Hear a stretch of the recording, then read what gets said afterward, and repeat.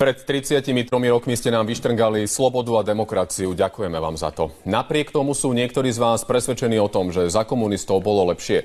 Za režimom, ktorý dal popraviť 248 ľudí. Viac ako 200 000 odsúdil z politických dôvodov.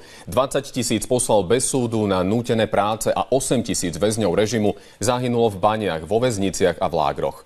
600 ľudí zavraždili vyšetrovatelia EŠTB pri výsluchoch. 282 ľudí zahynulo pri pokuse o útek cez železnú oponu a zhruba 500 000 uteklo do zahraničia. Napriek tomu niektorí z vás ešte stále nariekajú za režimom, ktorý znevýhodňoval vlastných občanov, ak neboli členmi komunistickej strany. Sledoval ich a udával, vyhadzoval z práce, zamedzoval v štúdiu, zakazoval cestovať a trestal za vyjadrenie názoru.